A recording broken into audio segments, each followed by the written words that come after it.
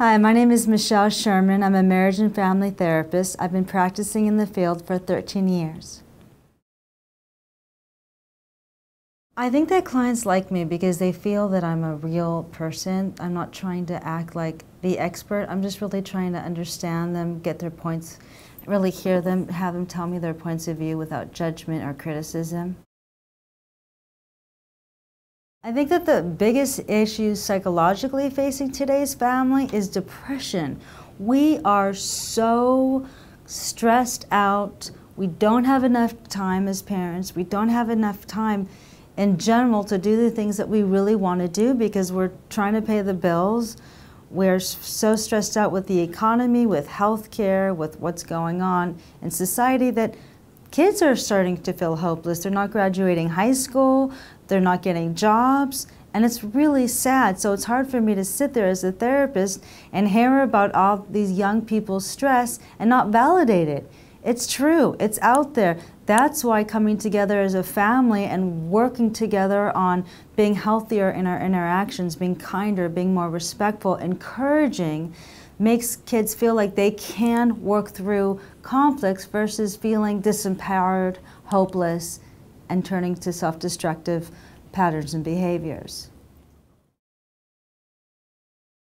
Often kids don't get to tell their parents how they're really feeling because the parents are so busy defending themselves, trying to act in a way that's perhaps apparent versus just really hearing the kid's response and validating the kid's feelings. An example of that, 3 kids came into my office, siblings, and they told their mom that what upsets them is she's always threatening to divorce their father, and that really scares them.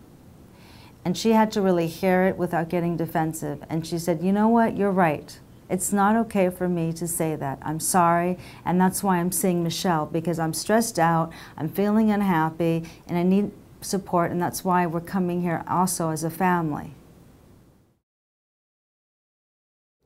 A great relaxation exercise that I use working with families is I have the kids get on the floor so they're immediately grounded in the floor. I have them hold each other's arms and look at each other, and I tell them, I'm going to take you through a relaxation exercise. I'm going to use some guided imagery to help you guys work through the body, releasing the body tension, connect to one another, and go through the imagery that I'm taking you through.